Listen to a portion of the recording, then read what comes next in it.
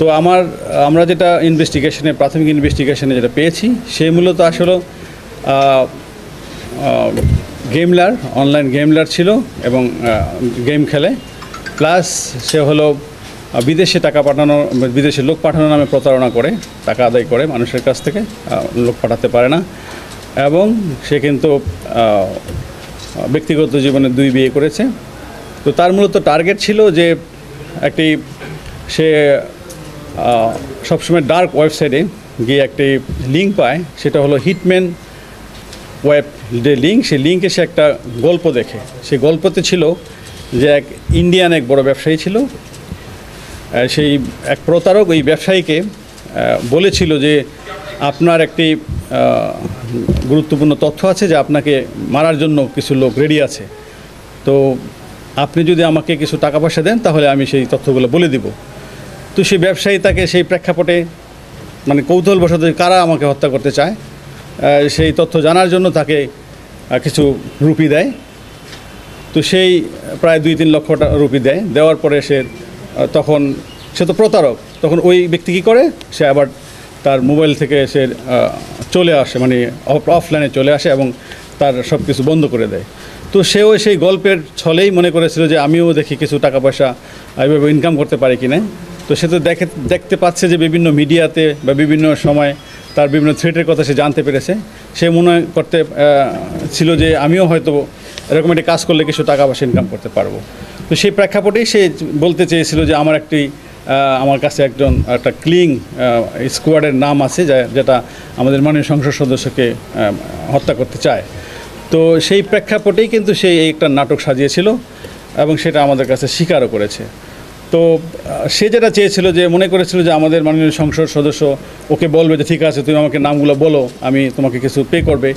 যখন দেখলো যে না, সে তো কোনো টাকা পেই করবে না, বরঞ্চ সে আরও মামলা জিডি করার জন্য চেষ্টা করতেছে এবং সোশ্যাল মিডিয়াতে চলে আসছে, সে এই ভয়ে সাথে সাথে সে তার মানে মোবাইল যেটা যে সে সবসময় কথা বলতো সেই মোবাইলটা কিন্তু সে ভেঙে ফেলছে এবং সে অন্য একটি মোবাইল নিয়ে সেখানে সে কখনোই বাংলাদেশি সিম ইউজ করতো না, সে একটি হোয়াটসঅ্যাপ নাম্বারে কথাও বলতো না।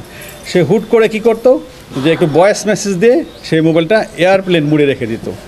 তো তাকে আমরা যখনই আমাদের ওসি মাননীয় সংসদ সদস্যকে তথ্যটি দিয়েছিল, সে কিন্তু সাথে সাথে জিডি করেছিল এবং আমরা সেই জিডির প্রেক্ষাপটেই কিন্তু ওই দিন রাতেই আমরা তার যে ফ্রেন্ড ছিল তাকে অ্যারেস্ট করে ফেলি।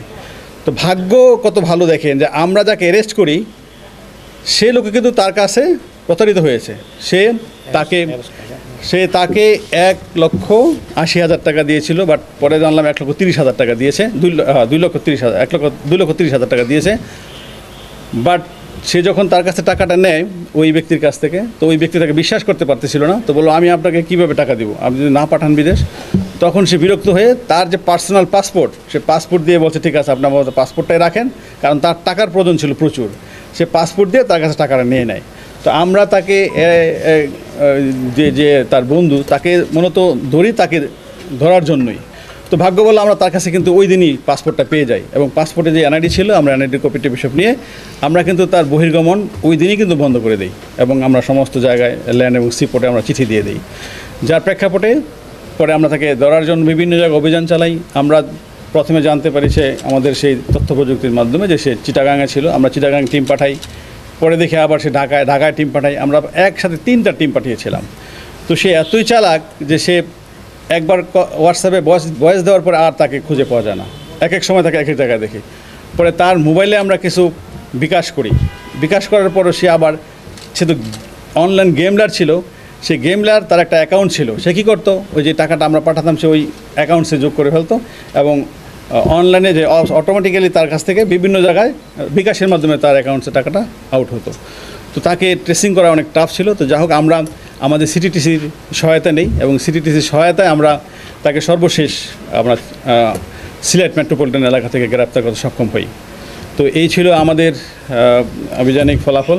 আপনারা সবাই আমাদের সাথে ছিলেন, আপনারা আপডেট নিয়েছেন এবং আমার কাছ থেকে এই ঘটনার পরে অনেকে এসেছেন যে কোনো কিছু আছে কিনা। আমি কিন্তু আপনাদেরকে বলেছিলাম যে আমরা অনেকটা সাফল্যের কাছাকাছি চলে এসেছে এবং আপনারা অচিরে একটা ভালো সংবাদ পাবেন এবং আমার বিশ্বাস যে আপনারা আমার সেই কথাটা বাস্তবায়িত হয়েছে এবং পেয়েছেন। তো সিলেট মেট্রোপলিটন এলাকা থেকে গতকাল গ্রেফতার করা হয়েছে। সময়টা রাতে, জি বিকালের দিকে আর কি, তাকে একটা হোটেল থেকে ধরা হয়েছে। তার গ্রামের বাড়ি হলো কুলাউড়াতে, মৌলভীবাজার কুলাউড়াতে পারে আর কি। আমরা আপনাকে প্রেস রিলিজ দিয়ে দিব, তার সমস্ত ডিটেলস এখানে আছে। হ্যাঁ ইয়েস, আরেকটি জিনিস আপনাদেরকে বলি, তার বিরুদ্ধে 2013 সালে রাজনগরে একটি 2023 সালে একটি মামলা হয়েছে এবং সে ওই মামলা অ্যারেস্ট হয়েছিল, সেটাও প্রতারণার মামলা। এবং আরেকটি মামলা এই নবীগঞ্জে হয়েছে, তার বিরুদ্ধে 2টি মামলা আছে, 2টিই প্রতারণার মামলা। অর্থাৎ সে কিন্তু প্রতারণা করেই তার জীবন চালিত করে। এবং আরেকটি জিনিস হলো, সে ওমানে গিয়েছিল, বিদেশ থেকে এসে বিভিন্ন জনের কাছ থেকে টাকা পয়সা নিয়ে বিদেশ পাঠাবে বলে সে যখন আরেকটা প্রতারকের কাছে পড়েছিল, তার কাছে সেই প্রতারক আবার কিছু টাকা পয়সা নিয়ে চলে গিয়েছিল, যার প্রেক্ষাপটে সে একসময় ইন্ডিয়াতেও পালিয়ে গিয়েছিল। ইন্ডিয়াতে সে 1 বছর থাকার পরে আবার দেশে এসে আবার সে মনে করেন এই প্রতারণার কাজে ব্যস্ত হয়ে গেছে। শুনি না, তারপরও আমরা মানে সেটা প্রতারণার মিশনে সে একাই তাকে না, সে কিন্তু আমাদেরকে হেল্প করেছে তাকে ধরার ক্ষেত্রে। হ্যাঁ, সে ভুক্তভোগী, সে নিজেও ভুক্তভোগী। আমরা তার বিরুদ্ধে মামলা নিচ্ছি এবং আমরা তাকে রিমান্ডে আনবো। রিমান্ডে আনার পরে আরও যদি কিছু থাকে, আমরা জিনিসটা কিন্তু খুব সিনসিয়ারলি নিয়েছি। সেটাই আমরা কিন্তু অনেক মানে তার যে কথাবার্তা আমরা তো বুঝতেছি যে কোন অ্যাঙ্গেলে কীভাবে বলতেছে। একটা কিলিং স্কোয়াড কিন্তু অন্যরকম জিনিস, সেটা কিন্তু আমরা বুঝি। তারপরে আমরা কিন্তু কোনো কিছুই মানে আমরা করতেছি না, হালকাভাবে নিচ্ছি না, আমরা গভীরভাবে তদন্ত করব এবং তাকে আবার রিমান্ডে নিয়ে আসবো। আরও কিছু তথ্য আমরা যদি জানতে পারি আপনাদেরকে জানাবো।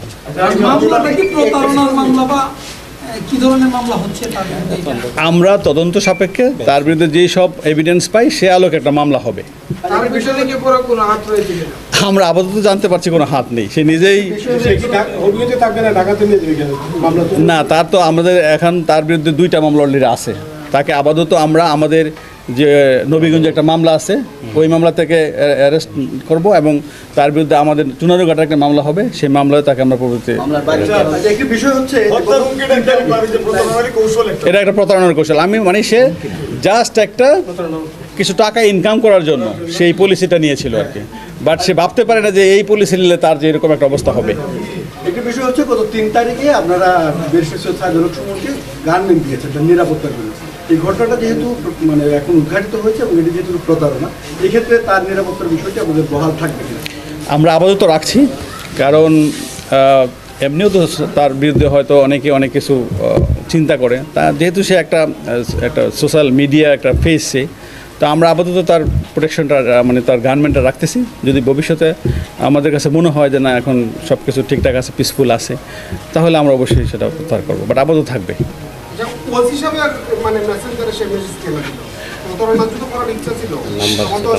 সে আমি বলি সে এমপি মহোদয়ের নাম্বার প্লাস তার পার্সোনাল যে সহকারী তার নাম্বার তার কাছে ছিল না। আমাদের নাম্বারগুলো কিন্তু অনলাইনে পাওয়া যায়। সে ওসির নাম্বারটা অনলাইন থেকে নিয়ে সে চেয়েছিল যে ওসির মাধ্যমে সরাসরি এমপি মহোদয়ের সাথে কথা বলবে এবং তার কিন্তু ধারণাই ছিল যে মনে করেছিল যে যদি আমি এমপি মহোদয়কে বলি হয়তো আমাকে জানতে চাইবে যে কারা কারা ছিল, তখন সে টাকা চাবে। তো টাকা চাইলেই সে হয়তো নামগুলো বলবে না, আর নাম তো বলার কেউ নেই। তো সে চেয়েছিল যে কিছু টাকা ইনকাম করা।